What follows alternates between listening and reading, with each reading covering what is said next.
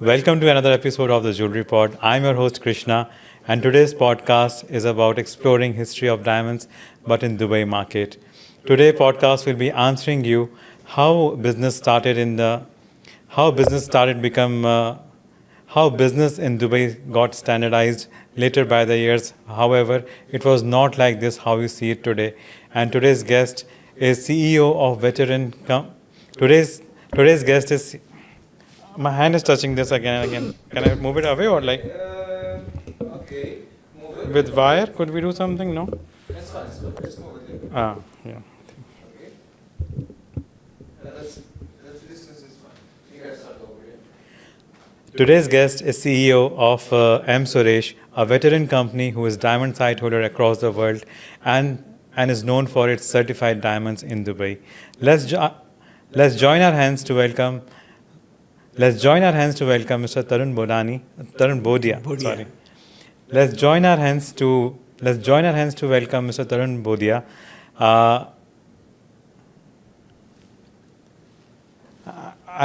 You sure this is at right length in terms of because I'm coming from past 3 days. My hand is not touching the mic. That's the issue. See, we can make it. And because while talking, I'm sure I will touch again and again, and that sound will be recorded as well. It's disrupting my flow as well. I think this is fine. Okay. Yeah, This is good for you now? I think better. Yes. You guys start over. Let's join our hands to welcome Mr. Tarun Bodia from M Suresh, and let's know from him the question that you have sent us before. Welcome, Tarunji.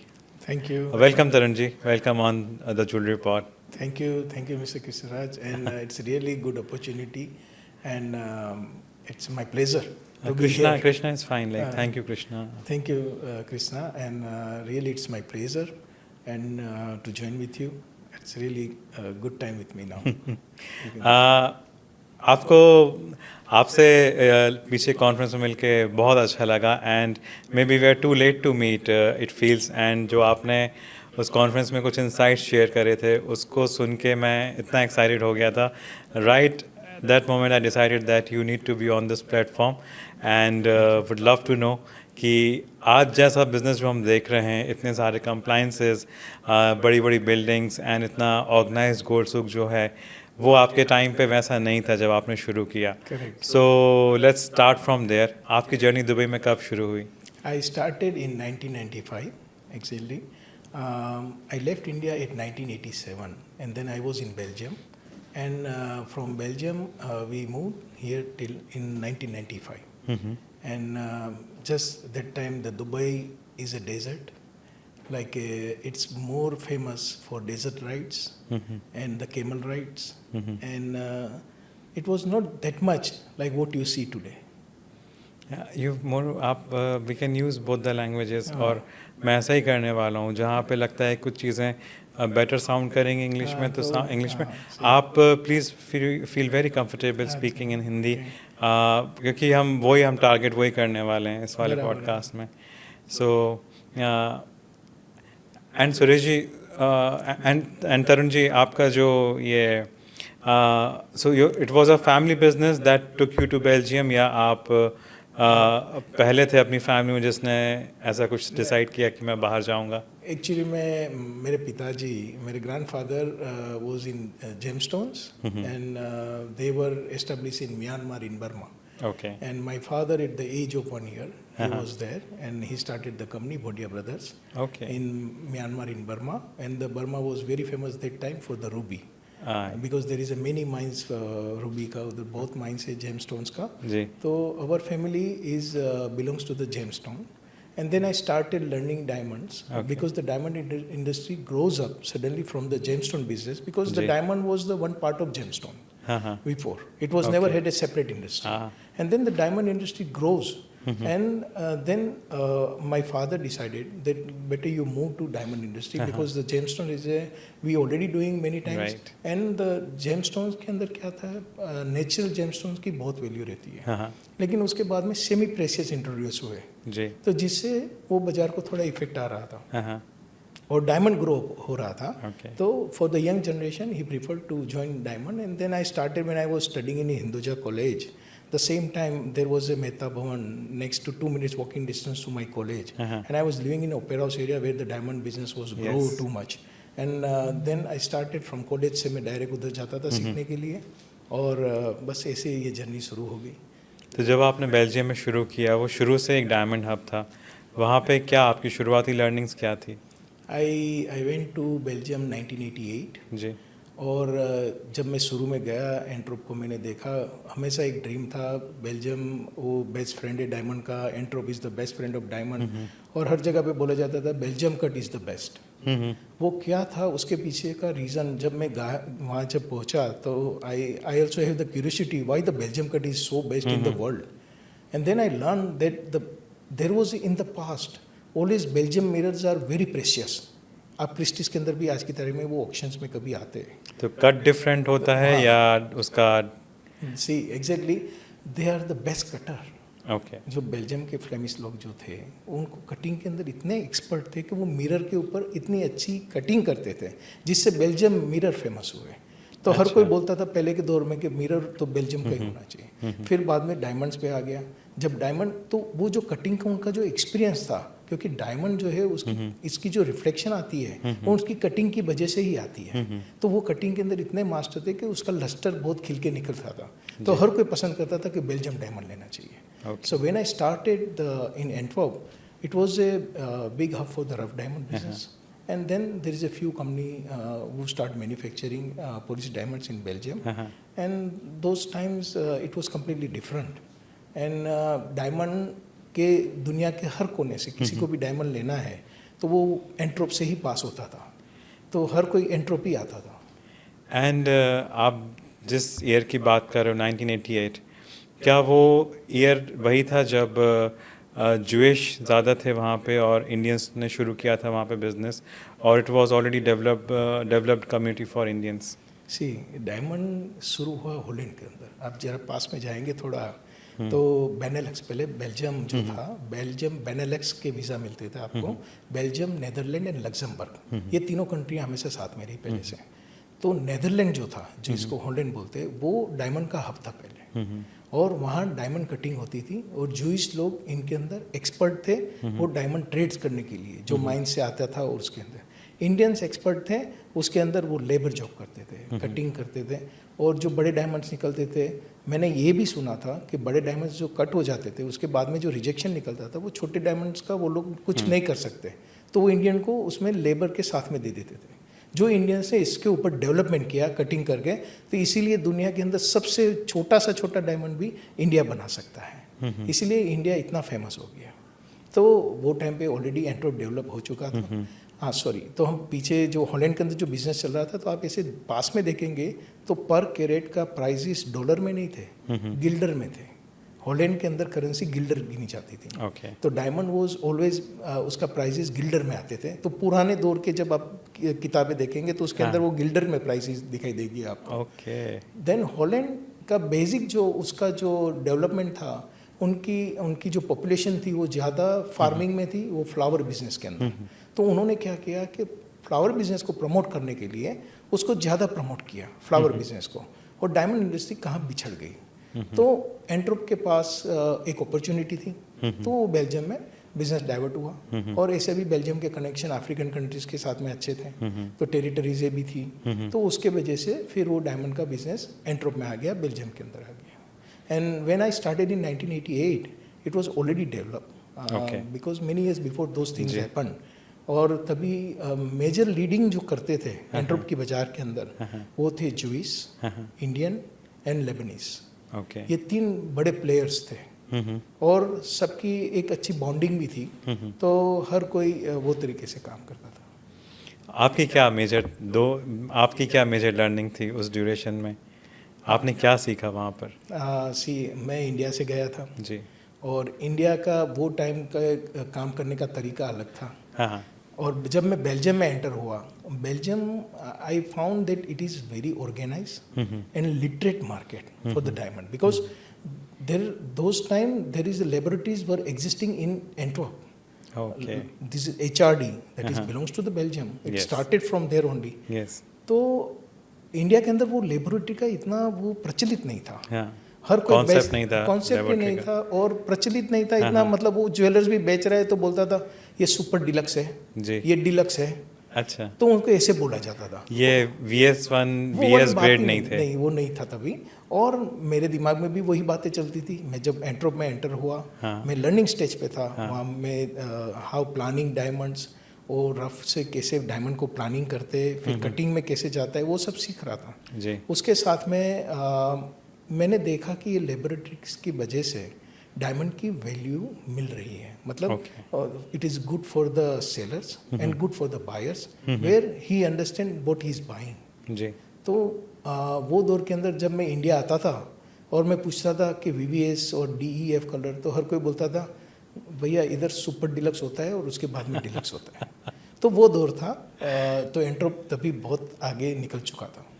और फिर वहाँ से आप direct आप Dubai आए या आप वापस इंडिया जाके फिर वापस से आपने दुबई का प्लान किया? क्योंकि मैं उन दिनों मुझे अच्छे से याद है कि सिंगापुर जाते थे लोग बाग, हांगकांग जाया करते थे. एंड बट दुबई का नाम रिसेंटली आया, not recently but more than a decade now. But जो एक्सपोनेंशियल ग्रोथ अभी हुई है, आप किस टाइम पे आए Dubai?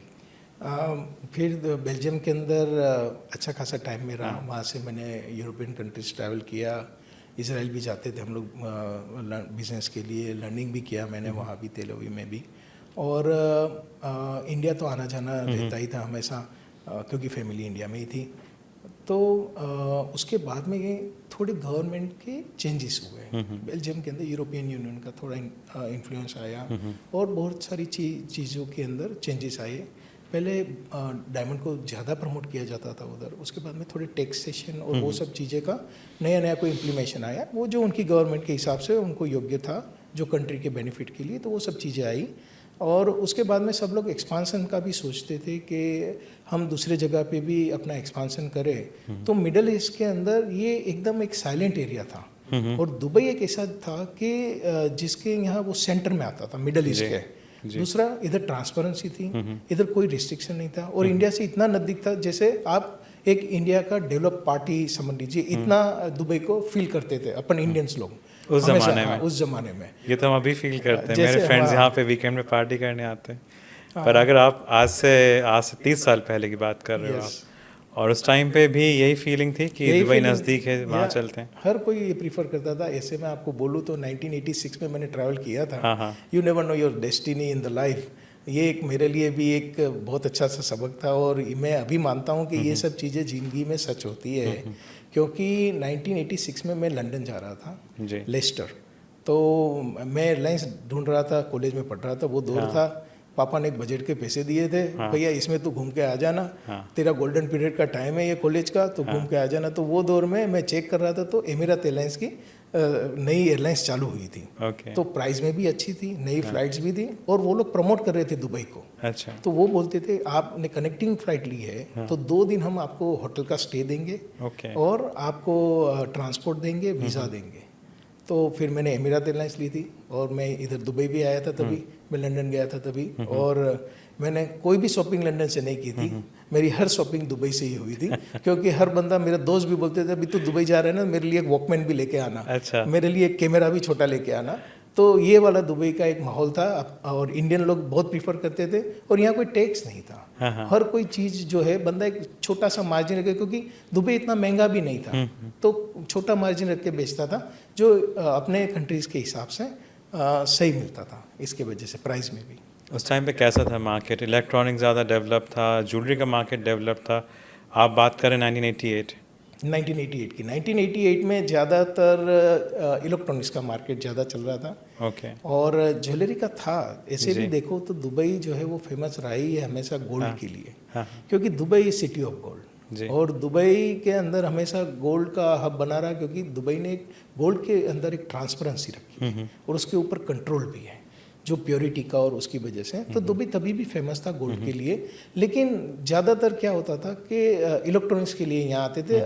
Indian countries, Asian countries के अंदर ज़्यादा टैक्स थे. तो वो दौर में आप देखेंगे, शायद आप तो यंग है बहुत, लेकिन आप पूछेंगे आपके अंकल्स को तो वो बताएंगे आपको कि ज़्यादा सिंगापुर जाते थे मैं हाँ, और दुबई जाते 88 में मेरा बॉर्न हुआ अच्छा तो ये जो दुबई सिटी ऑफ गोल्ड बना, माय सिटी ऑफ गोल्ड, ये कैसे टर्मिनोलॉजी आई? एक्चुअली दुबई बिग हब था गोल्ड का, ट्रांजिट यहाँ से अच्छा खासा होता था। मिडल ईस्ट कंट्रीज़ के लिए दुबई मैं बोलूँ तो एक हेवन था, क्योंकि दुबई ने कोई रिस्ट्रिक्शन नहीं रखा था और दुबई ऑलवेज वेलकम एवरीवन। जो आज भी है आप देखेंगे वो फ्रेंडलीनेस है और जो ट्रांसपेरेंसी है, और हर कोई बंदा दुबई के अंदर वेलकम होता है, हर कोई बंदा दुबई को अपना समझता है, ऐसा फील करता है। इतने साल के बाद में मैं बोलूँ तो मेरे बर्थ के बाद में मैं ज़्यादा दुबई में रहा हूँ। मेरा पासपोर्ट इंडिया का है, लेकिन मैंने अपना वक्त जो है वो दुबई में गुजारा है, तो मेरे लिए इंडिया फॉरेन हो जाता है और दुबई मेरा देश हो जाता है। तो दुबई तभी भी गोल्ड के लिए फेमस था। यहाँ से मिडल ईस्ट कंट्रीज़ के अंदर गोल्ड का यहाँ से ट्रांसपोर्ट भी अच्छी तरह से होता था। दुबई के पास अपनी ट्रांसगार्ड ये सिस्टम में भी थी, तो सिक्योर लेवल पे यहाँ आता था और इजी टू ट्रेड था, क्योंकि यहाँ भी मेजर प्योरिटी कंट्रोल्ड है यहाँ पे। प्योरिटी कंट्रोल था और मेजर प्लेयर यहाँ भी लेबनीज लोग, सीरियन लोग, इंडियंस, वो सब मेजर प्लेयर थे। तो वो जैसे सीरियन, लेबनीज वो अरब अट्रैक्ट करते थे, इंडियंस एशियंस को अट्रैक्ट करते थे, कोरियंस यहाँ आते थे। वो दौर था, मैंने देखा है जब when I started 1995। So Dubai city of gold because एक ट्रस्ट और एक फेथ, और उसकी वजह से ये सिटी ऑफ गोल्ड माना गया, क्योंकि हर बंदा को आंख बंद करके भी वो लेगा तो उसको वो गारंटी थी कि मेरा जो गोल्ड है वो प्योर ही रहेगा। तो इसकी वजह से ये सिटी ऑफ गोल्ड बन गया। पर क्या दुबई में गोल्ड सस्ता है? दुबई में देखो, मैं एक बात बता दूं आपको, दुनिया के अंदर हर कंट्री के अंदर कोई ना कोई चीज़ के ऊपर कोई टैक्सेशंस होते हैं और उनकी वजह से प्रोडक्ट का भी वैल्यू अप डाउन होता है। दुबई ने प्योर गोल्ड के ऊपर आज की तारीख में भी टैक्स नहीं है। आप जाके ले सकते हो तो उसके ऊपर टैक्स नहीं है। तो दुबई आप बाहर के देशों में देखो तो हर कंट्री के अंदर छोटे बड़े टैक्सेस हैं, तो यहाँ टैक्स नहीं। उसकी वजह से आप जब सोना लेते हो तो आपको ये सस्ता लगता है, और ये सस्ता होता है क्योंकि यहाँ टैक्स नहीं है उसके ऊपर। प्योर गोल्ड की मैं बात कर रहा हूँ, बाकी ज्वेलरी और जो है उनके ऊपर भी बहुत मिनिमम लेवल का टैक्स है। जो 5% टैक्स चार्ज करते हैं वो आपको बाहर के देशों की कंपैरिजन में वो बहुत मामूली सा है। और जो कोई भी आज टूरिस्ट आता है वो पहले से ही प्लान कर लेता है कि दुबई जाऊंगा तो मैं गोल्ड लूँगा। तो ये जो बजट रखता है दुबई के लिए, गोल्ड के लिए, वो ट्रस्ट जो इतना टाइम में दुबई ने जो गेन किया है, वो उसके क्या रीज़न रहे हैं? देखो, हर कोई टूरिस्ट आता है तो वो सोचता है कि सोवेनियर में लूँगा, हाँ, बुर्ज अल अरब लूँगा, बुर्ज खलीफा का वो देते हैं, और साथ में बोलता है कि थोड़ा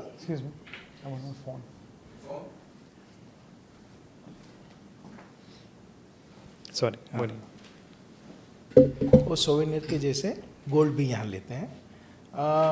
गोल्ड मैंने जैसे बताया, हर बंदा वो यहाँ से लेने का प्रीफर करता है क्योंकि प्योरिटी। अभी आप देखने को चाहो तो हर चीज़ के अंदर उसकी प्योरिटी जो है वो बहुत इम्पोर्टेंट है, स्पेशली इन द प्रेशियस। जी, जो प्रेशियस चीज़ आप लेते हो, जब आप गोल्ड खरीदते हो तो वो गोल्ड ही खरीदते हो, और आपको उसके एक्सपर्ट नहीं होते आप, तो आप इसमें फेथ से खरीदते हो। तो उसके वजह से यहाँ जो है वो रेगुलेशंस के हिसाब से यहाँ प्योर मिलता है। तो हर बंदा सोचता है कि मैं दुबई गया हूँ तो मैं एक चेन तो अपने लिए प्योर रख लूँ, तो इसकी वजह से गोल्ड के लिए लोग परचेस करते हैं। अब बात करते हैं तरुण जी अबाउट डायमंड, जो कि आपकी एक्सपर्टीज़ है। बैक इन द डेज जब आपने शुरू किया बिजनेस, उस टाइम पे लैब्स इतने नहीं थे, सर्टिफिकेशन लैब्स नहीं थे, टेक्नोलॉजी इतनी एडवांस नहीं थी उस ज़माने में। Almost 30 years from now, right? Correct. आप क्या था, how people used to trust while buying diamonds? See, as I believe always, and I experience in my life, doctors, lawyers, and tailors somehow, and the jewelers are trusted from the generations. ये नहीं है कि कल उठ के आप गए और उसके वहाँ से ले लिया आपने और आपने उस पर भरोसा रख दिया, ऐसा नहीं होता है। But why would you say something like that? how family doctors are different from family jewelers. See, this is very important because Let's reframe this again. yeah. आप फैमिली डॉक्टर्स को फैमिली ज्वेलर्स जैसा क्यों मानते हो? See this is very important. जब आप doctor के पास जाते हो, ये मैं टर्म्स इसलिए यूज़ कर रहा हूँ कि हम हर कोई बंदा समझ सकता है जो इंडस्ट्री के साथ में भी नहीं जुड़ा है, लेकिन हमारे अंदर तो यही लॉजिक चलता है कि जैसे आपका जो फैमिली डॉक्टर होता है, पिताजी के टाइम में आप जाते हो, वही डॉक्टर के पास आप भी बीमार होते तभी जाते हो. जी. और वो डॉक्टर क्यों आपके लिए? क्योंकि वो डॉक्टर जाता है कि आपकी खानी पीनी, आपका द वे ऑफ लिविंग, आप कौन गुजराती हो, पंजाबी हो, तो मतलब आप क्या खाते हो, उसको मालूम है कि इसने ये खा लिया होगा तो इसकी तबीयत बिगड़ गई है, उसको ये मेडिसिन देनी है. तो हम बोलते हैं दूसरे डॉक्टर से मेरा फैमिली डॉक्टर अच्छा है. तो वो आपको जानता है. और सबसे बड़ी बात है कि आपने बचपन से उसको देखा है, तो आपका उसके अंदर विश्वास है, उसमें फेथ है कि ये जो मेडिसिन मुझे देगा वो मुझे 100% क्योर करेगा. तो हमेशा बोलते भी है कि मेडिसिन से ज़्यादा आपका विल पावर भी काम करता है. तो ये दोनों चीज़ यहाँ मैच हो जाती है. लॉयर्स की बात करें तो वो लॉयर्स भी जब भी कोई किसी का कोई प्रॉब्लम होता है तो वो लॉयर्स के पास जाते हैं. तो लॉयर्स भी जानता है फैमिली से कि बंदे ये बड़े क्रिमिनल तो नहीं है, छोटा मोटा बेचारे से कोई हो गया होगा, तो उनको छोटा मोटा पता चलता है कि इन लोगों का ये सिचुएशन होगा, तो वो ऐसे पेश करता है और आदमी का उस पर फेथ बना रहता है. टेलर्स आप लेडीज़ को पूछेंगे तो आपको पता चलेगा कि वो एक टेलर्स पकड़ती है तो वो दूसरे से नहीं जाते हैं, क्योंकि उनकी वहाँ मर्यादा बनी रहती है और उनको पता है कि मैं यहाँ से, वो मेरी चॉइस और मेरे टेस्ट को समझते हैं और मेरे बॉडी के हिसाब से मुझे कौन सी डिज़ाइन अच्छी लगती है वो हिसाब से मुझे वो क्लॉथ देंगे. तो ये जो तीनों चीज़ें हैं उसमें फेथ है. सबसे बड़ी बात है एक विश्वास है. सेम ज्वेलर्स के साथ में है. आप ज्वेलर की दुकान में पाँव रखते हो तो तभी आपका पहला एक माइंड में क्या होगा, मैं यहाँ से जो खरीद रहा हूँ सही होगा, वो वैल्यू फॉर द मनी होगा, वो प्योरिटी तो सही होगी. लेकिन जब आप जनरेशन से वहाँ आपके बाप दादा या कोई आपके बड़े चाचा अंकल जा रहे हैं तो आप बोलेंगे यार उन्होंने भी तो लिए इतने सालों से, कभी ना कभी तो पकड़ा जाता था. तो वो एक फेथ से पाँव रखता है. मैं हमेशा बोलता हूँ कि जब एक कस्टमर एंटर होता है दुकान के अंदर तो एक इनोसेंट चाइल्ड के जैसे उसके पास नॉलेज 40% ही होती है. 60% जो है वो सेल्समैन कन्वर्ट करता है अपने बिजनेस को. तो ये जो ज्वेलर्स है वो कोई मामूली चीज़ नहीं है. आप देखेंगे पुराने दौर में अभी भी बहुत बोर्ड देखेंगे आप भी बाजार के अंदर, अभी तो ब्रांडिंग के ऊपर आ रहा है, जनरेशन चेंज हो रहा है, लेकिन फिर भी अभी पुराने ज्वेलर्स के नाम पढ़ेंगे तो आपको एंड सन्स एंड ब्रदर्स दिखाई देंगे. वो दौर था कि भाई एक बड़े भैया ने चालू किया, उनके दूसरे भाइयों को जोड़ के एंड ब्रदर्स करके वो कंपनियां चलती थी जो पर्टिकुलर नाम से रहती थी, वो फैमिली नाम से रहती थी, वो इंग्लिश या ब्रांडेड नाम नहीं आता था. ऐसे फिर बाद में बच्चे बड़े हो गए तो उसने एंड सन्स चालू कर दी कि भैया हम 22 का कर रहे हैं, अभी यूरोपियन टेस्ट आ गया 18 का, तो चलो एंड सन्स भी बना देते हैं, तुम लोग 18 पे फोकस करो. तो ज्वेलर्स जो है वो इनकी कैटेगरी में आता है एक विश्वास के तौर पे. इसीलिए हमेशा हर कोई बंदा जाता है तो वो देखता है कि मेरे पिताजी के टाइम से ले रहे हैं तो मुझे यहाँ ब्लाइंडली लेना चाहिए. एंड अभी जो इस कॉन्सेप्ट को समझने के लिए, इस कॉन्सेप्ट को प्रिजर्व करने के लिए, इसको संजो के रखने के लिए, अभी जो करंट एज ज्वेलर्स हैं, जो आज बहुत सारे नेम्स आ रहे हैं दुबई में, काफ़ी रिटेल ईच डे खुलते हैं, उनको क्या करना चाहिए एग्जैक्टली? क्योंकि कंज्यूमर के लिए भी अभी टफ है कि किस पे ट्रस्ट करें. हर एक दिन नया आ रहा है, उसका नया ऑफ़र आता है, उसकी नई ऐड आती है, तो फिर उसको कंज्यूमर को क्या करना चाहिए ऐसे केस में? स्पेशली ज्वेलर्स को ये देखना चाहिए कि वो लेगेसी है. ज्वेलर्स जो है वो एक लेगेसी है जो बनते आ रही है अपने पूर्वजों से, मतलब फोर फादर्स से.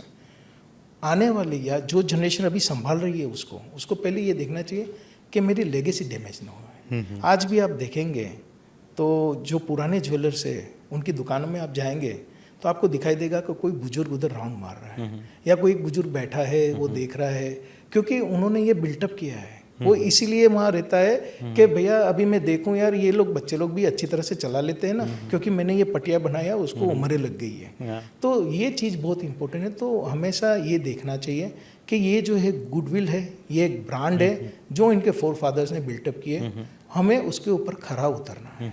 हमारे यहाँ जो भी कस्टमर आता है वो बाय करे या ना करे, लेकिन हम अपनी जो भी चीज़ें उसमें कॉम्प्रोमाइज़ नहीं करेंगे, हम अपने क्वालिटी देंगे. देखो हर किसी को अपना एक्सपेंस रन करना है and that is everyone has a right to run their expense. कोई भी यहाँ चैरिटी नहीं करता है, कोई बड़ा मार्जिन रखता है, कोई छोटा मार्जिन रखता है. लेकिन जब पुराना कस्टमर होता है तो हर बंदा सोचता है कि यार ये अपना रिलेशन है, ये कस्टमर नहीं है, ये दौर पे आए, बाजार थोड़ी मंदी चल रही है उनके लिए भी, तो हम थोड़ा कम मार्जिन रखें। तो वो वाइस वर्सा वाली चीज़ है, एक रिलेशन की बात है, तो इनके ऊपर ध्यान देना चाहिए।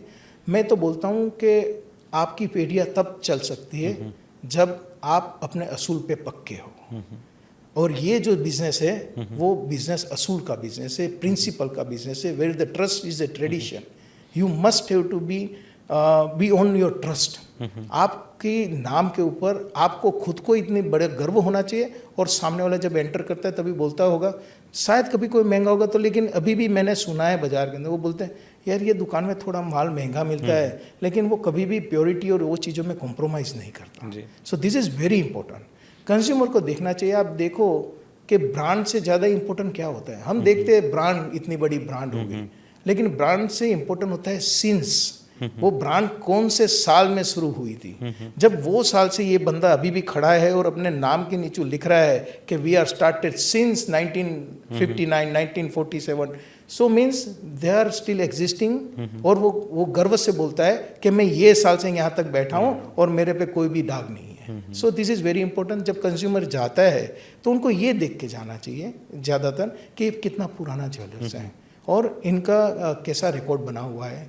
तो रेफरेंसेस से ज़्यादातर ये चीज़ें बनती है। और आपके क्या प्रिंसिपल थे जब आपने शुरू किया डायमंड बिजनेस? मेरे पिताजी ने हमेशा सिखाया था। पहले उस टाइम पे सर्टिफिकेशन इतना प्रचलित नहीं था, उस टाइम पे ज़्यादा इंफॉर्मेशन भी नहीं थी कि ये नहीं तो ये लैब से चेक कर लेते हैं। So what were the tools those days? Specially पहले के दौर के जो अपने ट्रेडर्स थे, मैं उन इतने एक्सपर्ट्स थे। मैं बोलूँ मेरे पिताजी को मैंने देखा है। मेरा कज़िन एक बार पोखराज लेके आया था, तो उसने बोला अंकल ये ज़रा देख दीजिए।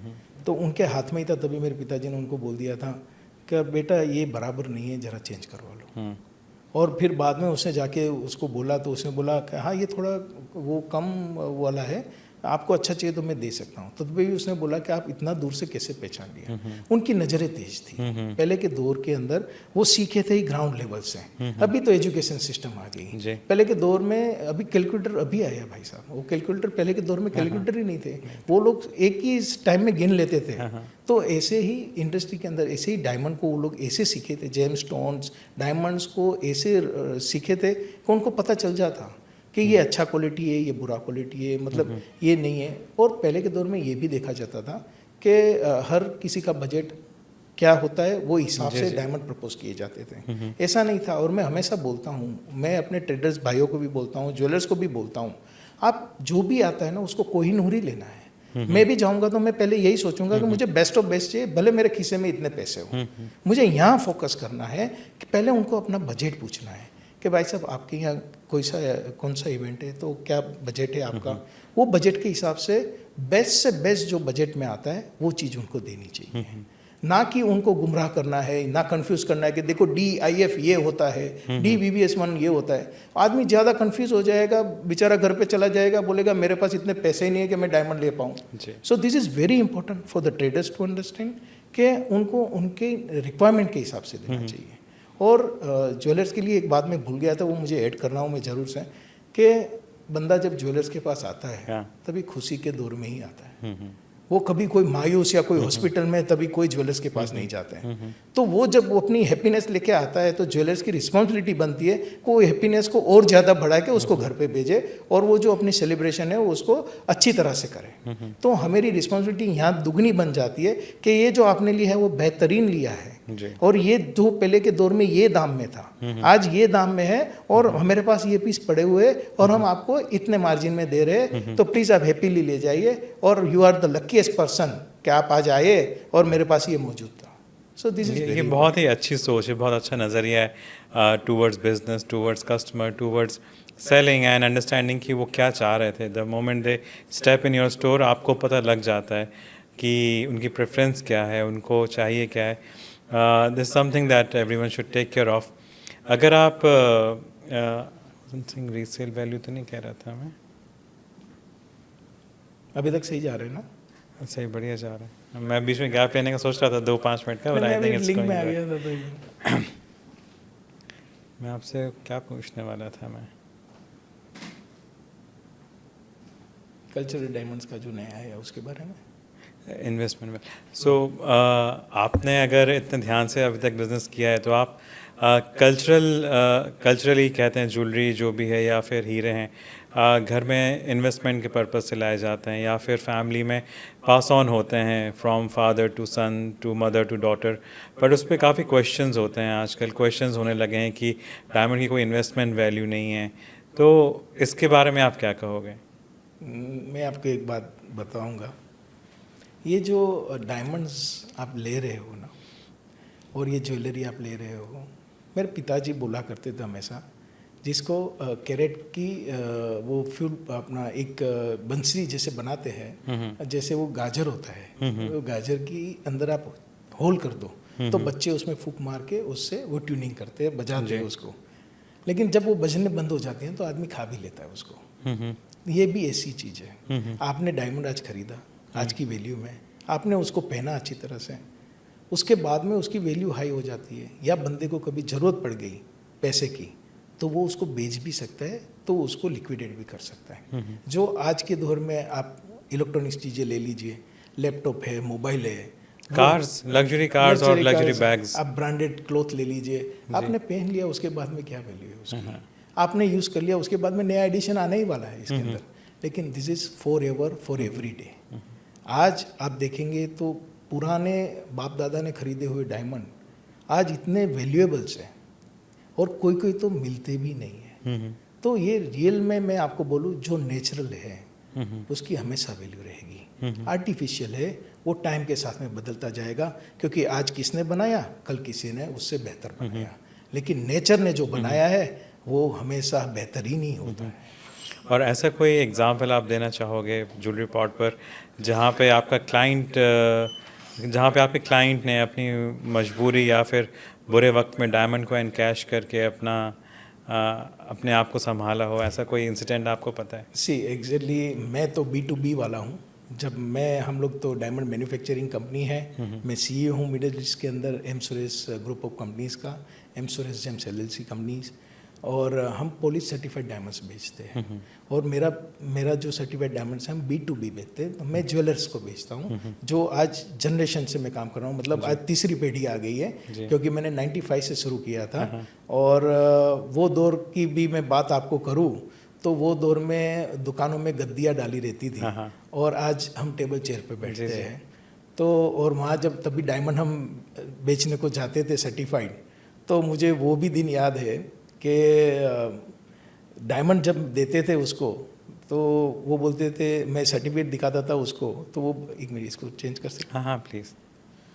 आपको मुझे आप ये पानी क्वेश्चन पीना है? आपको मुझे वो क्वेश्चन पूछना चाहिए, बताइए ना। पहले दौर में कैसे बेचते थे डायमंड को? ठीक है, तो मैं इसको कवर मैं वही चाह रहा था कि आप वो बोलेंगे, इसलिए मैंने कहा था जब लैब और सर्टिफिकेट नहीं थे तब कैसे आप डायमंड बेचते थे। मैं बोलता हूँ, फिर से बोलता हूँ, लेट्स डू दिस, इसको कट करके वी कैन रीस्टार्ट, क्योंकि 2 पॉइंट साथ में आ गए। जी जी, इसलिए मैं भी थोड़ा कंफ्यूज हो गया कि अभी वो क्वेश्चन आपका आने वाला है तो मैं उसमें ऐड करूँ या कैसे करूँ? नहीं मैं पूछता हूँ फिर आप बोलिएगा। अभी आप कौन सा सवाल पूछ रहे हो? मैं ये जब उस टाइम पे रैप नेट नहीं था और रैप नेट नहीं था, सर्टिफिकेट और लैब्स नहीं थे, तब आप डायमंड कैसे बेचते थे? तो तरुण जी जब रैप नेट नहीं था, जब ऑनलाइन एक्सेस नहीं था डायमंड वैल्यू के लिए, सो कैसे उस टाइम पे डायमंड बेचते थे? व्हेन आई स्टार्टेड इन 1995 में आपको दुबई की बात करूँ तो वो दौर के अंदर दुकानों में गद्दियाँ बिछाए रखते थे। अभी तो टेबल चेयर वाला अपना ये बात हो गया और अभी तो बड़े बड़े आलीशान शोरूम बन रहे हैं। लेकिन वो पूरी एक ऑर्थोडॉक्स लेवल पे एक बाजार थी और सब ट्रेडिशन से काम करते थे। बैठे रहे, बाप बैठा है, बच्चा उसका बेटा भी बैठा है और वो बिजनेस करते थे वो दौर में। अब जब मैं नया आया, मैंने डायमंड मुझे याद है मैं डी बियर्स आए थे इधर और आई रिमेंबर 96-97 डी बियर्स के लोग आए थे। उन्होंने मुझे सवाल पूछा था कि how people they are buying diamonds here, how the business people, the jewellers they are buying diamonds from you. तभी मैंने उनको एक जवाब दिया था कि people they are buying diamonds by ears not by eyes. And then he was laughing a lot and then he say we are joking. I said, no, I'm telling you the reality. I'm telling you the truth. तो उसने बोला कैसे, how exactly it is? मैंने बोला जब मैं diamond लेके जाता हूँ उनके पास तभी वो ड्रॉर में से एक डायमंड टेस्टर निकालते हैं ओके और उसको लगाते हैं, फिर उसमें से आवाज़ आती है टिक टिक टिक, तो बोलते हैं ये सही डायमंड है। हाँ तो मतलब वो डायमंड को लूप से नहीं देख के लेते थे, हाँ। वो टेस्टर से लेते थे कि ये डायमंड सही है या डायमंड के नाम पे कोई अपने को कोई दूसरी अच्छा। चीज़ बेच रहा है। तो ये दौर था ये बाज़ार का। अभी तो बहुत मैच्योर हो गई है बाज़ार। और मुझे याद है कि मैंने किसी को सर्टिफाइड डायमंड्स बोला कि ये सर्टिफाइड है, उसने मेरे से पूरा समझ लिया, बड़ा ज्वेलर्स है। और आज भी हम कभी मिलते हैं, साथ में खाना खाने को जाते हैं, और वो मैं दौर की बात करता हूँ तो हम लोग बहुत हंसते हैं। हाँ हाँ तो तभी वो शुरुआत के टाइम में जब मैंने उनको बोला ये GIA का सर्टिफिकेट है, ये HRD सर्टिफिकेट है, ये ऐसे, तो उन्होंने बोला भाई साहब ये सर्टिफिकेट साइड में रख दीजिए, मैं आपको दिखाता हूँ, मुझे ये वाले सर्टिफिकेट के चाहिए। मैं खुद हैरान हो गया कि मैं बेल्जियम से आया हाँ, हूँ और मैंने ये सब देखा है, ये लेबोरेटरीज तो यही है। हाँ, तो हाँ। मैंने क्यूरियोसिटी से भी बोला उनको कि प्लीज़ मैं देखना चाहूँगा, आप ले या न ले उससे कोई मतलब नहीं है, लेकिन मुझे वो सर्टिफिकेट देखना है। और मैं भी सोच रहा था कि मेरा एजुकेशन अभी भी पूरा नहीं हुआ है, शायद मैं कोई एक लेबोरेटरी को भूल गया हूँ। ओके फिर बाद में शाम को गया, उसने बोला कल आइए, फाइल में से निकालना पड़ेगा वो कॉपी। बाद में दूसरे दिन शाम को मैं गया तो उसने वो पेपर रखा था। वो पेपर एक कंपनी का था जिन्होंने एकदम टिपिकल लेबोरेटरी का सर्टिफिकेट का पूरा क्राइटेरिया छपा हुआ था। लेबोरेटरी की जगह पे वो दुकान की अपनी कंपनी का नाम लिखा हुआ था उसने। ओके और वो बंदा जेमोलॉजिस्ट करके आया था बेल्जियम से। हाँ। तो बाजार के अंदर इतना प्रचलित था कि ये बंदा जो सर्टिफिकेट देता है वो सही सर्टिफिकेट होता है, बाकी कोई सर्टिफिकेट मायने अच्छा। नहीं रखते थे। आज वो भी मेरा कस्टमर है और हम भी अच्छे दोस्त थे। तो वो भी अभी हंसता है कि बाजार अभी मैच्योर्ड हो गई है, वो हमारे दौर भी चले गए। जी। तो ये तो दौर आदमी का दिया हुआ certificate was bigger than HRD Yes. And GIA। क्यों, यहाँ भी अगेन वो फेथ आ गया जी कि ये बंदा हमारे साथ में ही बैठा हुआ है, यहाँ ऑफिस लेके बैठा हुआ है, इसने जेमोलॉजिकल का वो कोर्स किया है, मतलब जो MBBS बन के आया तो ये तो जरूर डॉक्टर ही है। हाँ हाँ तो यही चीज़ इसके अंदर भी थी। तो लोग मानते थे भैया ये बैठा है, उसको माने, वहाँ से वो बाहर से बन के आता है, सर्टिफिकेट कौन देखता है और क्या होगा पता नहीं है। तो वो वजह से वो चीज़ें चलती थी। बाद में फिर बाज़ार मैच्योर हुई थोड़ी, फिर अवेयरनेस आई, डी बीयर्स इधर आया और डी बीयर्स ने इधर अपने ऑफिस बनाई थी दुबई के अंदर मिडल ईस्ट के लिए। और एजुकेशन क्लासेस शुरू हुए GIA की तरफ से, HRD IJA की तरफ से।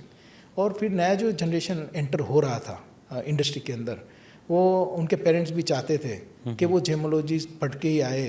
तो क्या है कि जब आप खुद समझेंगे तो आप किसी को समझा पाएंगे, जब आप खुद ही नहीं समझते तो आप दूसरे को क्या बता पाएंगे। आज का दौर तो मैं ऐसा बोलूँ आपको तो ऐसे हो चुका है, मैं बोलूँ तो आप एंटर करो गोल्डसुक की कॉर्नर से और लास्ट तक पहुंचेंगे तब तक आप भी आधे जेमोलॉजिस्ट हो जाते हैं। Right. क्योंकि वो सेल्समैन खुद सिखा देते हैं कि आपको ये ऐसे होना चाहिए, ऐसे होना चाहिए। तो ये वाला दौर हो गया। एंड तरुण जी, आप आई एम श्योर आपने वो टाइम भी देखा है। मैंने तो 2013 से गोल्डसुक जाना शुरू किया है, बट मैं विश करता था कि मैं फटाफट अपनी मीटिंग करूं और यहाँ से जाऊं जल्दी। ना कोई अच्छा रेस्टोरेंट था, ना कोई बैठने की जगह थी। मैं प्रे करता था कि मुझे वॉशरूम ना जाना पड़े। गोल्डसुक के सामने फिश मार्केट, उसके बाद कच्चा पार्किंग। सो उस टाइम पे कैसे लाइक आप लोग वहाँ पे सस्टेन कैसे करते थे? देखो पहले तो ये जो बाज़ार थी गोल्डसुक की, और जब मैं भी आया मैं I stay in golden sense 10 in 1995 में आया था, तो मुझे बराबर याद है। और गोल्डन सेंस 10 के सामने आगे बड़ा डेजर्ट था, मतलब वो एक प्लॉट खाली पड़ा था, उसको मैं क्रॉस करता था और सामने कामत रेस्टोरेंट हुआ करती थी करामा के अंदर। तो वो रेस्टोरेंट में मैं खाना खाता था, as I am Jain vegetarian. तो मैं वहाँ जाके खाना खाता था, फिर आता था और फिर शूज़ को साफ़ करता था कि भैया जब खाना खाने को जाना है तो ये मट्टी को मुझे क्रॉस करना ही पड़ेगा। आज कितना डेवलप हो चुका है आप भी देख सकते हो। और जब बोलते थे भाई ये गोल्ड का बाजार किधर है, ये पूछते थे तो बोलते थे वो छपरा मार्केट, उसका नाम था वो छपरा मार्केट। ओके। वो गोल्डसुक का बोलते थे कि छपरा मार्केट, क्योंकि वो लकड़ का बना है। वो लकड़ का है और ऊपर छपरे डाले हुए हैं। सेट जो डाले हुए हैं ना वो मेटल के है, तो वो एशियंस और अपने लोगों में बोला जाता है कि छपरा डाला हुआ है इसमें, वो सेट डाले हुए हैं। तो वो छपरे के अंदर जो एक बाजार लगी हुई है वो गोल्डसुक है। ओके। तो वो वहाँ जाते थे, फिर बाद में ये ज्वेलर्सों से मुलाकात होती थी। मैं भी गुजराती हूँ, फॉर्चुनेटली ज़्यादातर ज्वेलर्स जो रिटेल्स में है वो सब गुजराती थे मेजोरिटी।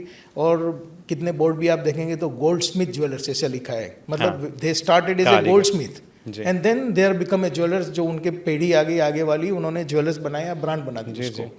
तो फिर बातें करता था इन लोगों से, मिलता था। खाने के लिए 2-3 रेस्टोरेंट बनी थी, हालांकि मैं बोलूँ 2 ही थी तभी, जिसके वहाँ दोपहर का खाना मिल जाता हाँ। था आपको। और ये जो गोल्ड सेंटर बिल्डिंग आप देख रहे हो हाँ, गोल्ड हाँ। सुक के अंदर, वो एक बड़ी बिल्डिंग थी वो ओके। टाइम में गोल्ड सुक में, कि जहाँ ऑफिसेस शुरू हुई थी नई नई। वो अच्छा। एक्चुअली में वो रेसिडेंशियल बिल्डिंग थी। ओह, तो हमने वो भी देखा है कि जैसे आप निकले मार्केटिंग के लिए तो भाई देखना पड़ता था कि किसी के घर पे आप बेल नहीं मार दो क्योंकि वहाँ फैमिली भी रहते थे। अच्छा। और छोटी ऑफिसें भी शुरू हुई थी। तो ये गोल्ड सेंटर बिल्डिंग आज तो पूरा बिल्डिंग ही हाँ, गोल्ड का हाँ। है, और जी, सिक्योरिटी जी। वाला पूरा बिल्डिंग है। नीचे भी ज्वेलर्स इतने आ चुके हैं। नीचे में तो एक कॉफ़ी शॉप हुआ करता था जहाँ हम कॉफ़ी पीने के लिए बैठते थे, ओके। और वो भी बाद में शुरू हुई थी। ओके। बाकी तो पूरा खाली था, बच्चे खेलते थे, और इधर ऑफिसें भी थी। एयर कंडीशनिंग के क्या इंतजाम थे? एयर कंडीशनिंग तभी काफी डिफरेंट वे था, राइट? थे ही नहीं, राइट? तभी वो टाइम में एयर कंडीशन तो था, आ चुका था एयर कंडीशन, लेकिन मैंने सुना है पुराने लोगों से कि पहले के दौर में वो व्यवस्था नहीं थी, एयर कंडीशन वो सब चीज़ें। और जो गोल्डसुक थी वहाँ रोड भी नहीं था, मट्टियाँ उड़ती थी। तो वो लोग जो है वो चद्दर को गीला करके दोरी पे सुखा देते थे, जिससे हवा जो आए वो ठंडी आए, और वो बोलते थे कि वो भी आधे घंटे में सूख जाती थी, और Okay. वापस उसको भिगोना पड़ता था। वाह। और पानी जो था वो चमड़े के उसके अंदर आता था, पीने का पानी। ओके। और क्योंकि पीने के पानी की भी इतनी व्यवस्था नहीं थी। जो मैंने पुराने जो ज्वेलर्स है उससे क्यूरियोसिटी में जब मैं बैठता था, उनसे जब बातें करता था, तो मुझे बताते थे कि ये दौर भी हमने देखा है। तो हम तभी बोलते थे, उनके बच्चे मेरे फ्रेंड, तो हम लोग बोलते थे कि we are so much blessed कि हमने वो दिन नहीं देखे। तो जी। वो भी दौर था, लेकिन I heads of those people and really I salute Dubai government and कि उन्होंने जो डेवलपमेंट लाए हैं, जी। आप सोच नहीं सकते। उन्होंने स्क्रैच में से पूरा एक स्वर्ग को सर्जित कर दिया है। जी। मतलब आप देखें तो जो मैंने देखा था, कोई एज्यूम नहीं कर सकता राइट। कि जहाँ हमने वो डेजर्ट देखे थे, आज वो इतना डेवलप हो गया। और उसकी वजह से ट्रांसपेरेंसी इतनी है, लॉ एंड ऑर्डर्स इतने अच्छी तरह से है, और हर कोई अपना सोच के यहाँ काम करता है। तो ये जो एक फैमिली फीलिंग्स आती है आपको जी। ये हब के ऊपर, हाँ। यही आपके बिजनेस को डेवलप करता है। जब आप अपने मन से प्रफुल्लित रहेंगे तो दुनिया का कोई भी ऐसा बिजनेस नहीं है कि वो नहीं चल सकता। एंड ट्रांसपेरेंसी की बात करते हैं जब तरुण जी, तो कोई भी बिज़नेस बुरा नहीं है, गोल्ड का बुरा नहीं है, पोल्की का भी मार्केट की काफ़ी डिमांड है, दुबई जैसे जीसीसी जैसे शेयर मार्केट में। और एक जो चीज़ बहुत ही हमारे बिज़नेस को दीमक जैसे खा रही है वो है misinformation about lab grown diamonds. So if we can go back to the days, कहते हैं कि एक ज़माना था जब लैब ग्रोन की प्राइस डायमंड से भी ज़्यादा एक्सपेंसिव थी। तो वो टाइम फिर कैसे प्राइस ड्रॉप हुआ, और वापस से अब वो जो ज्वेलरी में आ रहा है लोग उसको प्रेफर कर रहे हैं। बट जो मुझे नहीं अच्छा लगता, जो मैं जिसका फेवर नहीं करता at any given point, is misinformation. So उसके बारे में आपका क्या कहना है? मैंने पहले भी आपको बोला जैसे कि this is a trust business, and trust is always with the traditions जी। And with the generations. तो पहले तो ये ट्रस्ट वाला बिजनेस है, तो हमें अपना ट्रस्ट बनाए रखना चाहिए। दूसरी बात है, जब आपने लैब ग्रोन की भी बातें बोली, बहुत सारी चीज़ें आपने पूछी है मुझे, मैं एक 1 बाय 1 क्लियर करता हूँ। जब बिगिनिंग में आप देखेंगे तो लैब ग्रोन से पहले एक मोजोनाइट करके डायमंड आ गया था। मुझे वो दौर भी याद है कि बाज़ार के अंदर कोई आए थे बाहर से और बोले बहुत सस्ते डायमंड लेके आए हैं, बहुत सीक्रेट है और बहुत सस्ता बेचने को आए हैं। तो लोगों ने रात को देरी से भी दुकान खुली रख के माल ले लिया था। ओके। फिर बाद में उनको बाद में पता चला, जब कोई कस्टमर ने बोला इसको लेबोरेटरी रिपोर्ट चाहिए, तो वो दौर में तो मेजोनाइट लेबोरेटरी के पास भी नहीं था, उसके पास भी वो इंस्ट्रूमेंट नहीं थे कि उसको आइडेंटिफाइड कर सके। ओके। फिर बाद में जैसे प्रचलित हो गया तो पता चल गया कि ये मोजोनाइट है, और सब रिस्ट्रिक्शन लाए लेबोरेटरीज ने कि हम मोजोनाइट को ये लिख के बेचेंगे। गवर्नमेंट ने अपने रिस्ट्रिक्शन डाल दिए कि आप बेचेंगे तो उसके ऊपर ये लिख के बेचेंगे। जैसे यहाँ ये बहुत बड़ी ट्रांसपेरेंसी है, जो चीज़ आप खरीदते हो ज्वेलर्स के पास से, उनको वो इनवॉइस में लिखना कंपलसरी है। यहाँ इसीलिए ये सिटी ऑफ गोल्ड है। कि आपने जब गोल्ड लिया तो वहाँ लिखा जाता है कि ये कौन सा है 785, ये गोल्ड 22 है, 18 कैरेट है, 21 कैरेट वाला टच है, कौन सा टच है वो आपको इनवॉइस में लिख के देना है। आपका नाम लिखते हैं, आपका नंबर लिखते हैं, आपको आइडेंटिफाइड करके आपका जो भी पासपोर्ट या आईडी है, और वो चीज़ क्या उसने बेची है वो बाकायदा लिख के आपको फतूरा में जो इनवॉइस में देते हैं। तो ये चीज़ फिर बाद में आ गई तो मोजोनाइट फेल हो गया। लोगों ने पहले ये डायमंड समझ के ले लिया, बहुत सस्ता आ गया, बेचने वाला बेच के चला गया, तो लोगों ने उसमें भी लॉस किया था। मुझे याद है वो दौर भी, कोई ज्वेलर्स ने इसमें बहुत मार खाए थे। अभी इसके बाद में ये लेब ग्रोन आया, नया लेब ग्रोन। अभी इसको मैं आपको बोलूँ तो ऐसा था कि मैं आपको इंटरप्ट कर रहा हूँ यहाँ पे, ये आया कैसे मार्केट में? ये इंडस्ट्रियल पर्पस के लिए बनाया हुआ था या इट वाज एन एक्सपेरिमेंट? ये लैब ग्रोन आया कहाँ से एग्जैक्टली? अच्छा, ऐसे देखो तो डायमंड जो है वो सिर्फ ज्वेलरी में नहीं यूज़ होता है। डायमंड का सर्टेन पार्ट ऑफ डायमंड्स जो क्लियरिटी अच्छी नहीं है उसकी, लेकिन उसका जो रूट्स है, मतलब उसके अंदर जो क्वालिटी है, हार्डनेस है, वो डायमंड की है। तो इसीलिए वो जो डायमंड्स है वीक वाले, जो ज्वेलरी में आप यूज़ नहीं कर सकते हो, वो इंडस्ट्रियल डायमंड की है, उसको इंडस्ट्रियल डायमंड कहते हैं। और वो इंडस्ट्रियल डायमंड्स आप जैसे देखेंगे, ये रनवे जो है एयरपोर्ट का, उसके अंदर भी वो डायमंड के पाउडर का उपयोग किया जाता है, क्योंकि जब फ्लाइट उतरती है वो जो टायर का जो वो ज़मीन उतनी सख्त होनी चाहिए, तो रनवे जो है उसको स्ट्रॉन्ग करने के लिए भी डायमंड के पाउडर का उपयोग किया जाता है। मतलब डायमंड सिर्फ ज्वेलरी की नहीं है, और एकदम हार्डेस्ट से हार्डेस्ट वो मटेरियल है। आप देखने को जाए तो डायमंड को कट करना है तो कैसे कट करेंगे आप? डायमंड को कट करने के लिए आपको डायमंड से ही उसको कट करना पड़ता है। तो जब डायमंड फैक्ट्रीज के अंदर डायमंड को घिसते हैं तो जो मशीन से उसको घिसते हैं, वो मशीन के ऊपर भी वो डायमंड का पाउडर या वो लगाए जाते हैं, क्योंकि इसीलिए वो हार्ड है ना, तो उसको डायमंड से ही कर सकते हैं। तो जब मैं छोटा था तभी मेरे को जूस पीना अच्छा लगता था। तो मैं मुंबई में रहता हूँ, ओपेरा हाउस में, तो मेरे फादर मुझे सुखसागर करके एक जूस सेंटर था, उधर लेके जाते थे और मैं जूस पीता था उधर से। फिर उसके बाद में सुमित करके कंपनी ने मिक्सचर निकाला, जूसर मिक्सचर। तो मेरी मम्मी मुझे घर पे जूसर में मिक्स वो बनाती थी, फ्रूट के पिलाती थी। तो लैब ग्रोन भी मुझे यही आगे वाले दिनों में यही लगता है कि शायद उसके भी मशीन निकल जाएंगे और आदमी बोलेगा लैब मेड नहीं है, मैन मेड है, मैंने बनाया मेरे घर के अंदर। तो देखो ये ये इंडस्ट्री इतनी बड़ी है ना, हर चीज़ की जगह है यहाँ। और लैब ग्रोन ने भी अपनी एक जगह बनाई। क्यों? कि बजट क्लाइंट आते हैं। जैसे आप देख रहे हो कि गोल्ड के अंदर भी 22 भी बेचा जाता है, 18 भी बेचा जाता है और 24 भी बेचा जाता है। ऐसे सिल्वर भी बेचा जाता है, तो वो कोई गलत नहीं है। सिल्वर है, गोल्ड है। तो जिसके जो बजट, ऐसे अभी सिल्वर के आप देखो ऑर्नामेंट्स तो वाइट गोल्ड के जैसे उसको पॉलिशिंग करते हैं और ऐसे भी बेचते हैं। तो जिसका जो बजट है वो हिसाब से वो अपने आप को हैप्पी रखता है, वो खरीदता है और वो अपने आप को हैप्पी रखता है। इम्पोर्टेंट ये नहीं है कि ये लैब ग्रोन आ गया और ये आ गया और इंडस्ट्री को क्या गया। हर किसी ने अपनी अपनी जगह बनाई है और हर कोई बुरा नहीं है, हर इंसान अच्छा है, हर चीज़ अपनी जगह से अच्छी है जब तक आप उसके नियम में बंधे हो। जो आप बेच रहे हो वही आप बोलते हो तो वो परफेक्ट है। आप जब बेच रहे हो मैंने नेचुरल बेचा, आप उसको लिख के दे दो मैंने नेचुरल बेचा।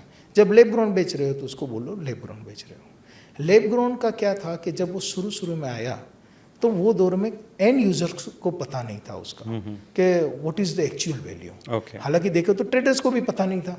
वो वर्ल्ड के फार ईस्ट साइड से एक जगह से आ रहा था माल और लोग ले रहे थे और हर टाइम पे उसके दाम गिर रहे थे। अच्छा। क्योंकि बिगिनिंग में उसके प्राइस बहुत ज़्यादा थे।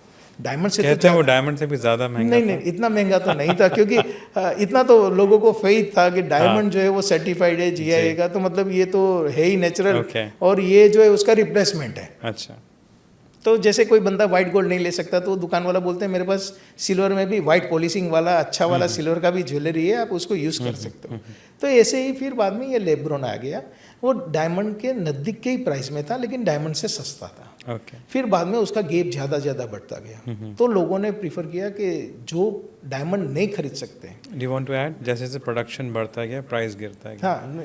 हाँ तो वही जैसे जैसे फिर बाद में प्राइजेज प्रोडक्शन बढ़ता गया, जैसे जैसे प्रोडक्शन बढ़ता गया फिर क्या था, पहले एक कंट्री बनाती थी, फिर दूसरी कंट्री एंटर हो गई, फिर बहुत सारे लोग एंटर हो गए और लोगों ने बड़ी बड़ी मशीनें डाल के फैक्ट्री मास प्रोडक्शन चालू कर दिया। जैसे मास प्रोडक्शन होता है तो इकोनॉमिकल रेशियो है, supply is more and demands are less, तो मार्केट गिरता ही है। तो वही हो गया लैब ग्रोन के अंदर। फिर उनके प्राइजेस और गिरने लगे और बस लोग वहाँ वो ज्वेलर्स जो है वो बोलते थे कि देखो आप ये नहीं ले सकते तो हमारे पास ये एक ऑल्टरनेट है आपके पास, तो ये आप ले सकते हो। अभी मैंने सुना है कि यूएस के अंदर तो बहुत प्रचलित हुआ लैब ग्रोन, लेकिन अभी ऐसे भी मैंने इंसिडेंट सुने हैं कि बंदा अपनी गर्लफ्रेंड के साथ में या जाता है दुकान के अंदर तो वो पूछता है तो सेल्समैन को, तो सेल्समैन प्रमोट करता है कि ये लैब ग्रोन है और ये नेचुरल है, इसके ये प्राइस है, इसका ये प्राइस है। तो वो बोलता है कि ठीक है अभी ये दे दो लैब ग्रोन वाला, ये सस्ता है, इतना सस्ता है। तो वो उनकी गर्लफ्रेंड या वो फियांसे होती है, वो बोलती है कि better we go for a best dinner instead of buying for this, is it I am worth of this price. तो ये भी सिचुएशन है, लेकिन कोई बुरा नहीं है, हर किसी की जगह है ये इंडस्ट्री के अंदर। ट्रांसपेरेंसी इज़ वेरी इंपॉर्टेंट, आप क्या बेच रहे हो वो आप लिख के देना चाहिए बस। पर बहुत सारे ऐसे दूसरे पॉडकास्ट हैं, बहुत सारे कंटेंट पे अभी कोई रोक नहीं है। आपको जो रिकॉर्ड करना है आप अपना फ़ोन उठाते हो, रिकॉर्ड करके डाल देते हो, उसकी कुछ प्रमाणिकता नहीं है, उसको किसी ने वेरीफाई नहीं किया है।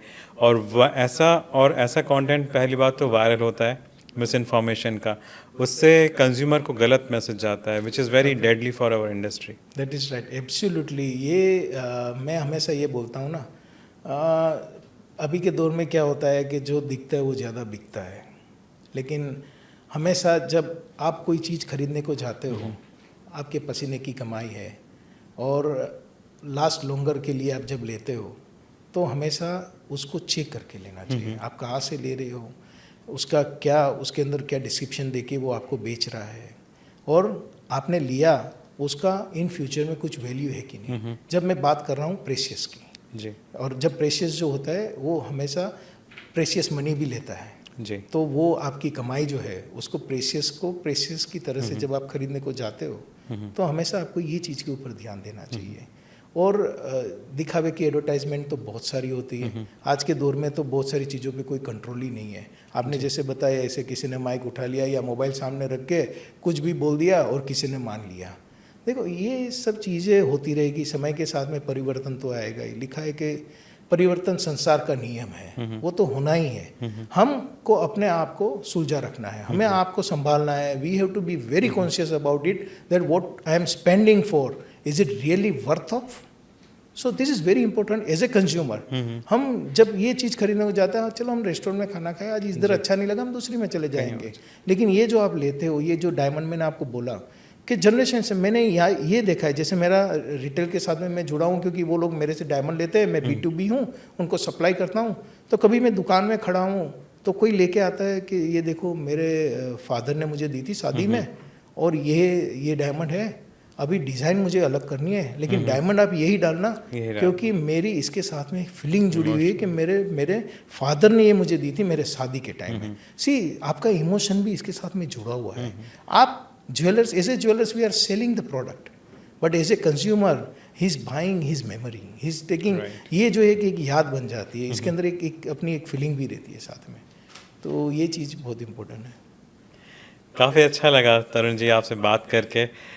जब आप मुझे बता रहे थे दुबई मार्केट के बारे में, तो actually I was imagining how things used to be, and जो ग्रोथ आपने और आपके बिजनेस ने एज ऑन डेट करी है वो भी काफ़ी कमेंडेबल है। आपको फिर से थैंक्स कहता हूँ आपके टाइम के लिए और आपके एक्सपर्टीज़ के लिए। Thank you. ये मेरे लिए भी बहुत अच्छा अपॉर्चुनिटी रहा। और जैसे मैं आपसे बात कर रहा था, यकीन करो कि मैं वो फिल्म देख रहा था पुरानी, जैसे आपने मुझे टाइम मशीन में डाल के पीछे लेके गए और वो दौर शुरू हुआ मेरे साथ में। तो बहुत अच्छा लगा मुझे भी आपके साथ में बात करते हुए, और थैंक यू वेरी मच कि मुझे भी आपके साथ में मेरे विचार को शेयर करने का मौका मिला। Thank you. आई होप आप सभी को ये एपिसोड काफ़ी अच्छा लगा होगा। It was TJP's first Endeavour जहाँ पे हमने हिंदी में बात करी है। Majority of the conversation was done in Hindi. And अगर आपको लगता है कि मुझे कुछ और भी एपिसोड्स हिंदी में लेकर आना चाहिए, इट्स ऑन। अगर आपको लगता है कि और भी एपिसोड्स हिंदी में आना चाहिए, कमेंट बिलो मुझे बताइए आप क्या सुनना चाहोगे नेक्स्ट एपिसोड में, and I will make sure to bring that to you. Till we meet again, thank you. Stay tuned to Jewelry Pod.